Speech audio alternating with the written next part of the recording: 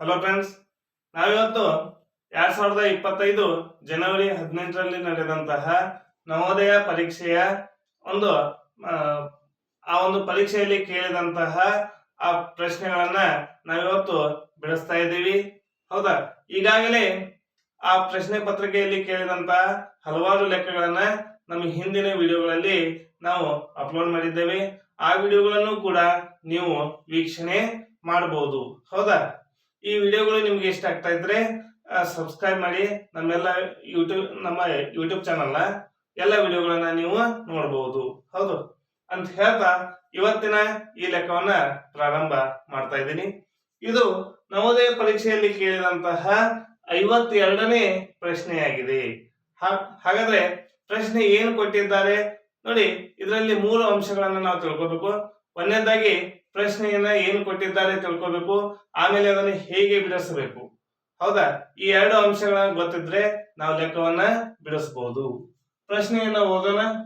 ಟೀನಾ 55,000 ರೂಪಾಯಿಗೆ ಒಂದು ಸ್ಕೂಟರ್ ಖರೀದಿಸಿದರು. ನೋಡಿ, ಟೀನಾ ಅನ್ನುವಂತ ಒಬ್ಬ ಹುಡುಗಿ 55,000 ರೂಪಾಯಿಗೆ ಒಂದು ಸ್ಕೂಟರ್ ಅನ್ನ ಖರೀದಿಸಿದಳು. ಖರೀದಿಸಿದಳು ಅಂದ್ರೆ ಅರ್ಥ ಕೊಂಡುಕೊಂಡಳು. ಅವಳು ಅದರ ದುರಸ್ತಿಗೆ 3,400 ರೂಪಾಯಿ ಖರ್ಚು ಮಾಡಿದಳು. ಹಾಗಾದ್ರೆ ಅದರ ದುರಸ್ತಿಗೆ ಅಂದ್ರೆ ಅರ್ಥ ಅದನ್ನ ಮತ್ತಳು ಏನ್ ಮಾಡಿದಾಳೆ, ರಿಪೇರಿ ಮಾಡಿಸಿದಾಳೆ. ಆ ರಿಪೇರಿಗೆ ಎಷ್ಟು ರೂಪಾಯಿ ಖರ್ಚಾಗಿದೆ ಅಂದ್ರೆ 3,400 ರೂಪಾಯಿ. ಹೌದಾ? ಆಮೇಲೆ ಅವಳು ಸ್ಕೂಟರ್ ಅನ್ನ ತನ್ನ ಸ್ನೇಹಿತರಿಗೆ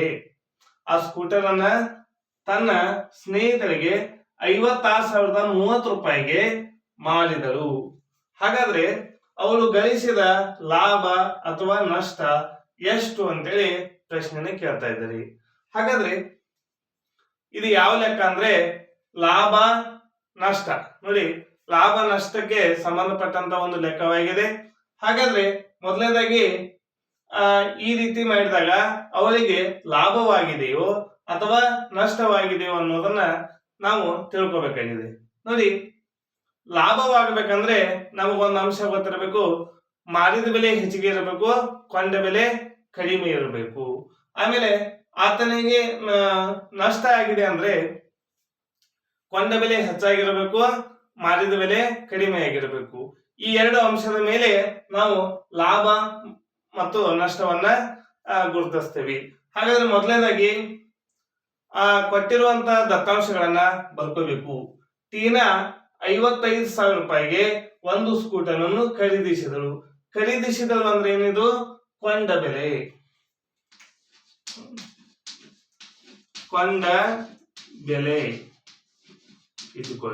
ನೋಡಿ, ಕೊಂಡ ಬೆಲೆ ಎಷ್ಟು ರೂಪಾಯಿ ಕೊಂಡ್ಕೊಂಡಿದ್ದಾರೆ?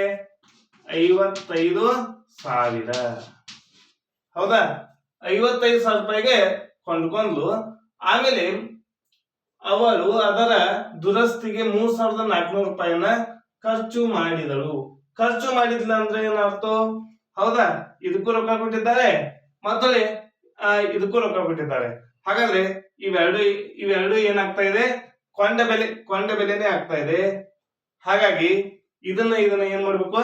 ಕೂಡಿಸ್ಬೇಕು. ಇದನ್ನ ಏನ್ ಮಾಡ್ಬೇಕು? ಕೂಡಿಸ್ಬೇಕು.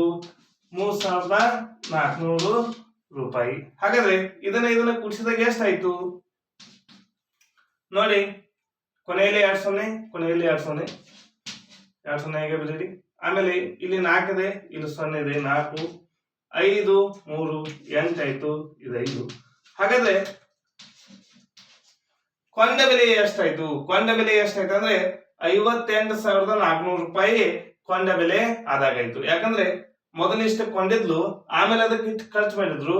ಟೋಟಲ್ ಆಗಿ ಎಷ್ಟಾಯ್ತು? 58,400 ರೂಪಾಯಿ. ಆಮೇಲೆ ಅದನ್ನ ಏನ್ ಮಾಡ್ತಾ ಇದ್ದಾರೆ ಅಂದ್ರೆ 56,030 ರೂಪಾಯಿಗೆ ಮಾರಿದಳು. ಅಂದ್ರೆ ಮಾರಿದ ಬೆಲೆ ಎಷ್ಟಾಯ್ತು? 56,030 ರೂಪಾಯಿ. ಎಷ್ಟಾಯ್ತು? 56,030 ರೂಪಾಯಿ. ನೋಡಿ, ಕೊಂಡ ಬೆಲೆ ಎಷ್ಟಾಗಿದೆ? 58,000 ರೂಪಾಯಿ. ಮಾರಿದ ಬೆಲೆ ಎಷ್ಟಾಗಿದೆ? 56,000 ರೂಪಾಯಿ. ಅಂದ್ರೆ ಇಲ್ಲಿ ಕೊಂಡ ಬೆಲೆ ಹೆಚ್ಚಾಗಿದೆ, ಕೊಂಡ ಬೆಲೆ ಹೆಚ್ಚಾಗಿದೆ, ಮಾರಿದ ಬೆಲೆ ಏನಾಗಿದೆ ಕಡಿಮೆ ಆಗಿದೆ. ಇದು 58, ಇದು 56. ಕೊಂಡ ಬೆಲೆ ಹೆಚ್ಚಾದಾಗ ಏನಾಗ್ತಾ ಇದೆ ನಷ್ಟ, ಕೊಂಡ ಬೆಲೆ ಹೆಚ್ಚಿಗೆ ಇದ್ದಾಗ ಏನಾಗ್ತಾ ಇದೆ ನಷ್ಟ ಆಗ್ತಾ ಇದೆ. ಹಾಗಾದ್ರೆ ಈಗ ನಾವು ಏನಂತ ಕಂಡುಹಿಡಬೇಕು, ನಷ್ಟ ಎಷ್ಟು, ನಷ್ಟ ಎಷ್ಟು. ಹಾಗಾದ್ರೆ ನಷ್ಟ ಕಂಡುಹಿಡಿಯುವಂತಹ ಸೂತ್ರ ಈಗಾಗಲೇ ನಮ್ಗೆ ಗೊತ್ತಿದೆ. ನಷ್ಟ = ಕೊಂಡ ಬೆಲೆ, ಕೊಂಡ ಬೆಲೆ ಮೈನಸ್ ಮಾರಿದ ಬೆಲೆ. ಅಂದ್ರೆ ಕೊಂಡ ಬೆಲೆಯಲ್ಲಿ ಮಾರಿದ ಬೆಲೆಯನ್ನ ಕಳಿಬೇಕು. ಈ ಕೊಂಡ ಬೆಲೆಯಲ್ಲಿ ಮಾರಿದ ಬೆಲೆಯನ್ನ ಕಳಿಬೇಕು ಅಂದಾಗ ನನಗೆ ಎಷ್ಟು ಏನ್ ಬರ್ತಾ ಇದೆ ನಷ್ಟ ಬರ್ತಾ ಇದೆ. ಹಾಗಾದ್ರೆ ನಷ್ಟ = ನೋಡಿ ಇದರಲ್ಲಿ ಇದನ್ನ ಕಳೆದು ಬಿಡೋಣ. ರೂಪಾಯಿ, ರೂಪಾಯಿ ಕಡೆಗೆ ರೂಪಾಯಿ 0, 0ಯಲ್ಲಿ 3 ಕಳೆಕ್ ಬರಲ್ಲ, ಎಲ್ಲ ತಗೋಬೇಕು. 10ರಲ್ಲಿ 3 ಕಳೆದಾಗ 7 ಆಯ್ತು, 4ರಲ್ಲಿ 1 ಕಳೆದಾಗ 3 ಆಯ್ತು, 8ರಲ್ಲಿ 6 ಕಳೆದಾಗ 2 ಆಯ್ತು, 5ರಲ್ಲಿ 5 ಕಳೆದಾಗ 0 ಆಯ್ತು. ಹಾಗಾದ್ರೆ ಉತ್ತರ ಎಷ್ಟು ಬಂತು? 2370 ರೂಪಾಯಿ. 2370 ರೂಪಾಯಿ ಏನಾಯ್ತು ನಷ್ಟ. ಹಾಗಾದ್ರೆ ಟೀನಾಗೆ ಆದಂತಹ ನಷ್ಟ ಎಷ್ಟು? 2370 ರೂಪಾಯಿ ಅಂತೇಳಿ ಹೇಳಬಹುದು. ಹೌದಾ? ಈ ರೀತಿಯಾಗಿ ನಾವು ಲೆಕ್ಕಗಳನ್ನ ಬಿಡಿಸ್ತಾ ಇದ್ದೀವಿ. ಈ ವಿಡಿಯೋ ನಿಮ್ಗೆ ಇಷ್ಟ ಆಗಿದ್ರೆ ಲೈಕ್ ಮಾಡಿ, ಶೇರ್ ಮಾಡಿ, ಸಬ್ಸ್ಕ್ರೈಬ್ ಆಗಿರಿ. ಹೀಗೆ ನಮ್ಮೆಲ್ಲ ವಿಡಿಯೋಗಳನ್ನ ನೋಡ್ತಾ ಇರಿ. Thank you.